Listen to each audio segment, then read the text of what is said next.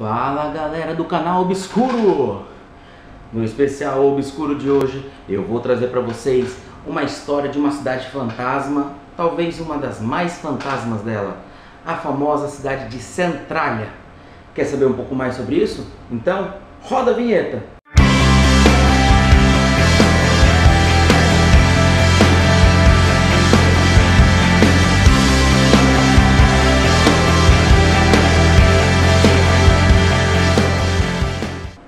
Obscuros. Imagine uma cidade com mais de 50 anos que está em chamas. E você imagina que ela vai continuar queimando por mais aproximadamente 250 anos. Parece mentira, né? Mas não é não. Essa cidade chama-se Centralia. E ela fica nos Estados Unidos.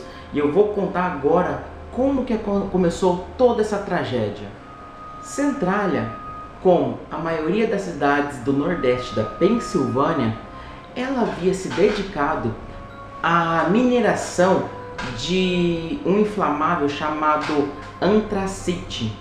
Esse antracite, ele é conhecido por soltar umas chamas quase que invisíveis. Em 1962, quando o progressivo abandono do carvão como meio de calefação em favor do gás do petróleo, a maioria das minas começaram a não ser mais rentáveis e começou a ser abandonada. Mas, no entanto, lá na Centralia ainda contavam com uma população de 1.400 pessoas, fazendo assim com que eles continuassem a trabalhar com a mineração. Ninguém sabe ao certo como tudo começou, como o princípio do fim começou de Centralia. E ao que parece, por boatos ou alguns documentos, tudo tenha começado em maio de 1962, num aterro de lixo que ficava situado nas periferias do povoado. Na ocasião, a prefeitura contratou os serviços de uma empresa para que ela limpasse o aterro, fizesse a queima dos lixos e tudo mais naquele local. Só que antes desse episódio, desse acidente, não era lá que era feito essas queimadas de lixo, e sim em um outro local, o que nunca teve problema algum. Porém, dessa vez eles foram fazer essa queima de lixo justamente em cima de uma das minas desse minério inflamável. Como de costume, os bombeiros colocaram os lixos nos recantos do aterro, aí depois eles atearam fogo. Assim que ele começou a queimar mesmo, começar aquela brasa forte, eles vêm com uma mangueira e apagam, deixando as cinzas. E não deixa aquele fogo queimar até acabar, não, eles apagam o fogo. Só que teve um pequeno problema nisso aí. Existia um buraco que dava direto na mina. E esse fogo começou a queimar o subsolo, passando pelo buraco e caindo nessa mina desse carvão. Mas vale lembrar que antes de começar esse incêndio, essa queimada dos lixos, eles fazem uma verificação, eles dão uma olhadinha para ver se não tem nenhum buraco, ou se tem algum buraco, eles tenha sido devidamente tampado com algo incombustível, e para aí sim colocar o fogo, para não ter perigo de acontecer justamente o que aconteceu. O que se deduz que pelo menos um buraco passou em branco e eles não conseguiram fazer essa verificação desse buraco, e começou então a pegar fogo. A princípio parecia tudo fácil demais, assim que descoberto o fogo no subsolo. Era só ter escavado até o ponto que estava começando essa queimada. Era só escavar, tirar e apagar, fazer os trabalhos para apagar e assim parar com um incêndio. Até apareceu uma pessoa e se ofereceu para fazer isso. Ele cobrou $175, o que na época poderia ser, não sei se era muito dinheiro ou não. Apareceu um outro mineiro e ele cobrou um preço muito inferior aos 175 dólares do primeiro. Só que esse incêndio começou a tomar uma proporção um pouco, ele ficou um pouco burocrático. E por ser burocrático, as decisões já não eram tão rápidas a serem tomadas. E nesse vai e vem, o incêndio começou a ganhar uma proporção muito grande, muito maior, o que já começou a ficar um pouco complicado para ser apagado. Em julho do mesmo ano de 1962, o Departamento do Meio Ambiente ele começou a fazer verificações no terreno que estava sendo queimado. E aí o que eles faziam? Eles faziam uma perfuração, levava um medidor de temperatura até lá onde estava acontecendo o incêndio, no subsolo, para e sim ver como que estava essa temperatura do incêndio. Só que isso não foi um método correto, talvez não muito pensado. Por quê? Do que se alimenta o fogo? Do oxigênio. Então eles começaram, com esses buracos para medir a temperatura, a ligar o oxigênio com o próprio fogo. O que aconteceu? Aumentou ainda mais e uma velocidade muito maior. E aí começou aquele bate-boca falando que estava tudo desorganizado. Por quê? Porque de acordo com o que a fumaça ia achando seus espaços e aparecendo na superfície, eles iam escavando para tentar parar ali o fogo. Só que ele não estava ali o fogo, ele já estava mais adiante. Então eles escavavam aqui, o fogo já tinha passado. Eles escavavam lá e o fogo já estava passando. Então eles iam onde a fumaça estava e não exatamente onde o fogo estava. E em momento algum eles pensaram, não, vamos escavar lá na frente, para de lá ir voltando e achar onde está o foco. Tony Gahan, personagem do livro Fire Underground, de David DeCotte, ele culpa todo esse fracasso e lentidão que levaram os cabos do trabalho. Ele comentou no livro que o pessoal, em vez de levar isso mais a sério e ter 3 turnos para tentar achar onde estava sendo o incêndio e tentar apagar, não, era apenas um único turno.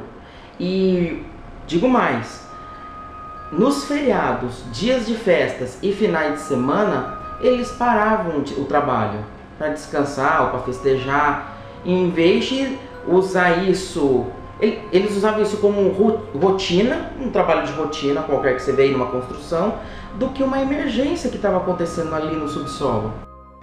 No dia 22 de maio de 1969, eles tiveram que evacuar as 3 primeiras famílias de Centralia. Naquele mesmo ano, eles começaram a experimentar uma técnica diferente, que era injetar água com cinzas volantes, ou cinza de combustível pulverizadas, que era areia úmida e argila sobre o incêndio para formar uma barreira para que bloqueasse a passagem do oxigênio e sufocasse o fogo. Ao mesmo tempo, eles escavavam uma pequena vala que poderia ter colocado a situação sob controle. Só que, no entanto, parece que teve um problema de relativa atribuição de fundos entre o governo, o estado e o condado que atrasaram as 2 tentativas, fazendo assim que o fogo continuasse a se estender. Em primeiro momento, a maioria dos habitantes de Centralia, eles haviam ignorado a existência desse fogo, com isso eles minimizaram a verdadeira magnitude que estava sendo aquilo lá. Só que as coisas começaram a mudar, e foi em 1970 quando o monóxido e dióxido de carbono começaram a entrar nas casas das pessoas e fazendo com que elas adoecessem. Mas não pense você que todos os habitantes foram a favor. Não, teve alguns que falaram que não ia colocar esses detectores. Falou que não ia ser escravo dessas máquinas não. Ao invés disso, eles preferiam comprar canários e colocar os canários dentro da casa deles. E com o gás subindo, a possibilidade de um canário morrer seria muito grande. Então eles ficavam de olho. Se o canarinho morresse, estava na hora de fugir dali. E você sabe quando que Centralha finalmente se deu conta da verdadeira magnitude que estava levando anos ardendo sobre os pés deles? Em 1979, o que significa que foram 17 anos depois. E essa ocasião ocorreu porque em um dos postos de gasolina, o proprietário foi colocar uma vara metálica para medir o tanto que ele tinha de combustível no posto.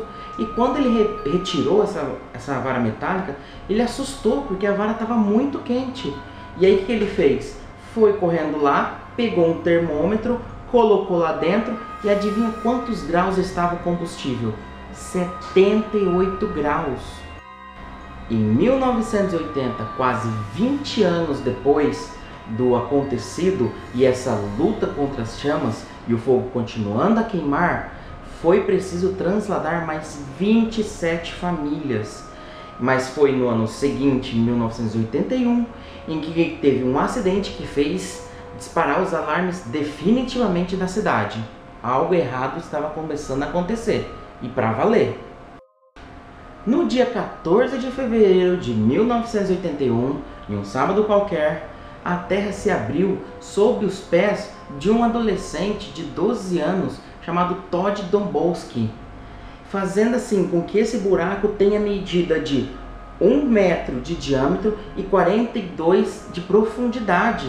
E nesse dia aí, estava tendo alguns políticos do estado da Pensilvânia, eles estavam tentando conversar com os funcionários da prefeitura. E nesse meia conversa, a Florence Dombrowski, que é a mãe do Todd, ela mandou o filho para ir lá dar uma verificadinha. O que era essa tal conversa? Tinha a ver com fogo? O que tinha a ver aqui lá?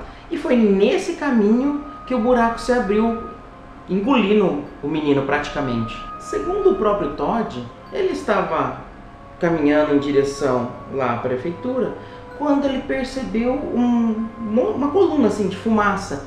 E aí despertou curiosidade e ele correu lá para ver. Mas nem deu tempo, na hora que ele chegou para ver que era uma área toda gramada, já se abriu o buraco e de cara já ele entrou até os joelhos. Ele falou que estava todo lamacento o local. E aí ele começou a forçar, tentar sair, quanto mais ele tentava, mais ele ia afundando. E nisso ele afundando e os gases saindo, e ele gritando desesperado. E ele disse que chegou até a cabeça, ele afundou até a cabeça. Que foi quando ele sentiu essa tentativa dele de sair, ele sentiu a raiz de uma árvore. E aí ele se agarrou e continuou gritando. E foi quando o primo dele escutou o grito e apareceu conseguindo puxar ele do buraco e tirar ele desse buraco. Assim que ele saiu, ele estava todo cheio de lama, uma lama bem quente assim, né? Aparentemente Todd falou que estava tudo bem, não estava sentindo nada e tudo mais. Mas segundo os especialistas, com uma análise posterior feita, eles falaram que a quantidade de monóxido de carbono que estava se expelindo dessa cratera que o Todd ficou preso era uma quantidade mortal. Eles acham que em poucos minutos, se Todd tivesse continuado lá, teria morrido asfixiado e instantâneo. Ia ser instantâneo. A verdade é essa. Então, que Todd teve muita sorte de ter sobrevivido, o primo ter aparecido, a raiz também, e ajudou a segurar ele. Então, tudo ali naquele momento, por mais que ele tenha tido azar de ter caído ali, tudo ali foi favorável a ele. O incidente atraiu a atenção dos meios a nível nacional e acabou dividindo a Centralha em duas partes. A dos partidários da evacuação das pessoas e a dos outros que não queriam abandonar, não queriam ir embora. E aí, em 1983, um estudo independente afirmava de que o incêndio era muito maior do que todo mundo estava imaginando. E já havia chegado em todo o subsolo do povoado. Aí foi recomendado uma escavação de uma vala que cruzasse de norte a sul a cidade inteira, dividindo em duas. Esse custo ia custar 62 milhões de dólares. Não ia ser barato. Só que não havia garantia de ter sucesso isso. A outra opção era escavar totalmente a zona afetada. Só que ia ser mais seguro, ia ter mais uma precisão de resolver o problema ou não. Só que o custo dela era de 650 milhões de dólares. É lógico que foi descartado, né? Vale então lembrar que lá atrás, 20 anos atrás, existiu uma pessoa que cobrou 175 dólares para apagar o incêndio. Olha a proporção, os valores que tudo chegou por pouca coisa. Antes dessa situação, finalmente o governo propôs um plano voluntário de desalojamento e comprar todo o povoado. A proposta foi votada em referendo e os proprietários da centralha aceitaram-na por 345 votos a favor contra 200 votos contra. Então tinha lá ainda assim, por mais que tenha pessoas sendo engolidas em buraco, existia pelo menos 200 votos ali, foi decidido que não era para abandonar a cidade. O Congresso dos Estados Unidos contribuiu com 42 milhões de dólares necessários para comprar todas as casas e relocar todos os habitantes.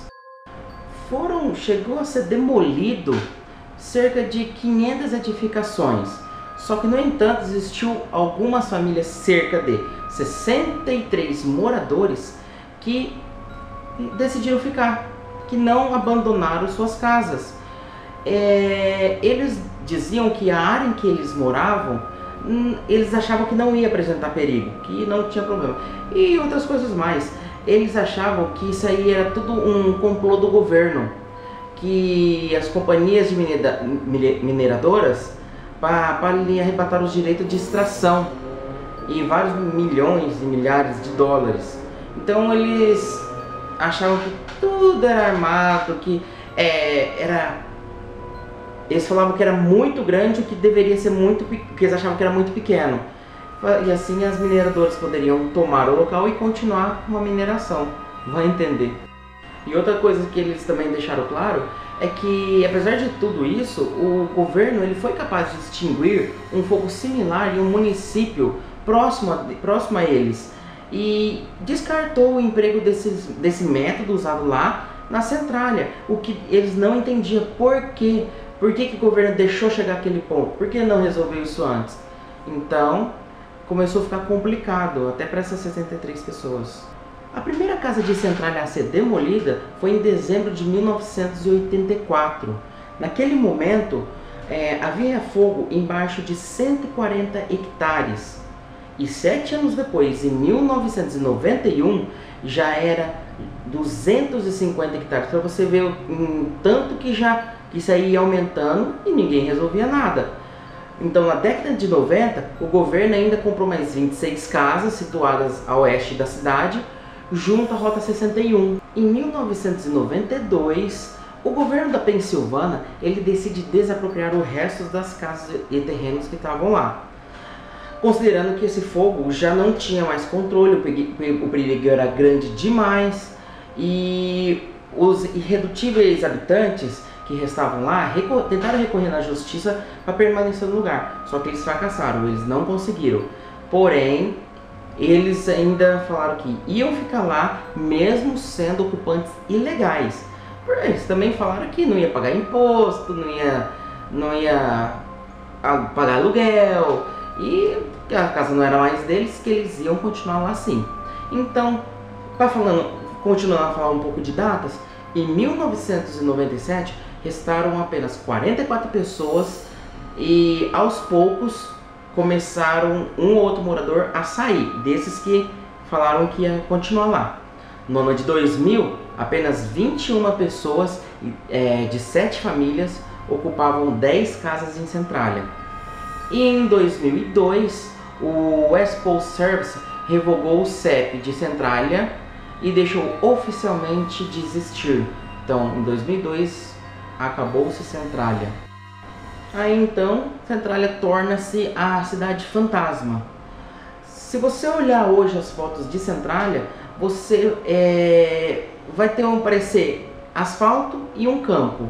apesar de que o asfalto, eles já foram bem cobertos, grande parte deles, por algumas ervas. E só que mesmo assim, algumas até que parece que tá arrumadinho, que respeita o asfalto tudo certinho. Mas é só campo e estrada, nada mais disso. Devo estar rodando algumas fotos aí para vocês verem isso que eu estou falando. A igreja, por exemplo, ela continua lá, porque ela não foi afetada pelo incêndio e continua celebrando serviços dominicais lá. Também se encontra em bom estado os 4 cemitérios, apesar das lápides do cemitério ter afundado no solo com essa solo em chamas, né? E também o prédio da prefeitura tá lá.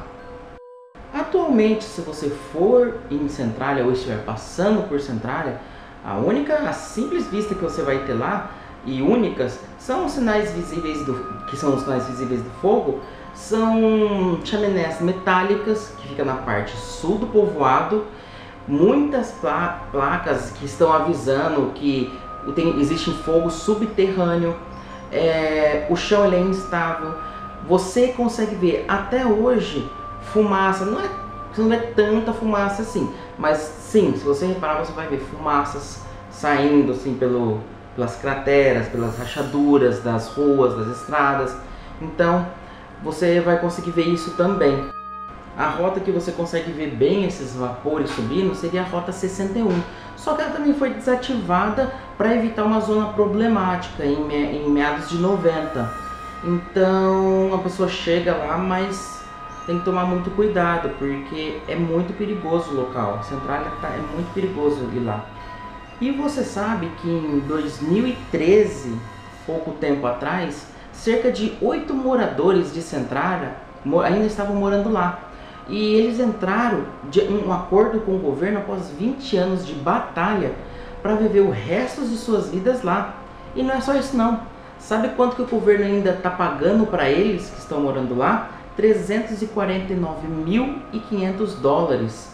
Então, existe hoje mais gente enterrada nos cemitérios do que gente viva na cidade. A Rota 61 é a rota então mais conhecida de Centralia. Como mostra a foto aí para vocês, que é conhecida pelas enormes rachaduras, o vapor que ainda é emitido, e também tem muita pichação lá. Tem gente que fala que vê criaturas esquisitas lá. Talvez criou-se um próprio folclore lá em Centralia pelo fato do gás, essas coisas e tal, para chamar um pouco mais de atenção. Não sei, não ouvi falar nada sobre isso, só comento o que a gente vê nos documentos que a gente tira para fazer nossos vídeos. Então, vocês viram aí a foto, e essa é a Rota 61, que foi desativada em 1990. E depois de ver esse vídeo, provavelmente vocês vão ouvir falar de Centralia ainda esse ano. Isso porque, neste ano, os ex-moradores tinham feito uma cápsula do tempo em 1966. E este ano está fazendo 50 anos, e a cápsula do tempo está marcada para ser aberta este ano. Nem que for por um dia só, mas a gente vai acabar descobrindo o que estava dentro dela. Normalmente o pessoal escreve como vai ser, o que quer no futuro, o que espera do futuro, coisa do tipo. Pelo fato disso e da cidade fantasma de Centralia e todo o seu acontecido, vai ser uma notícia até grande. Provavelmente nos telejornais a gente vai estar escutando falar alguma coisa, ou se nós pesquisarmos sobre isso. Talvez eu esteja até fazendo um novo vídeo aqui, um plantãozinho no dia, para ver se tem alguma novidade, alguma mudança, algo novo, uma história nova sobre Centralia. Também é bom lembrar que atualmente, se você pesquisar na internet, você vai ver muitas pessoas falando que a fumaça desapareceu. Mas as pessoas têm que pensar de que uma grande parte dessas fumaças na verdade são vapor de água. E sim, pode ter desaparecido, mas os gases ainda não.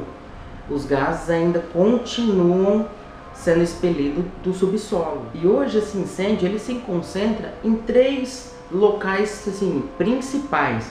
Que um é perto da extremidade ocidental da Rua Sul, a outra é a oeste da antiga Rota 61 e no final da leste, perto da grande mina Rum Road, a mais fácil para explorar é a área do final da Soul Street. E se hoje você quer ver esses vapores descendo da área, tem essa curiosidade, e o pessoal pede para que você vá num dia bem fresco e principalmente após de alguma chuva.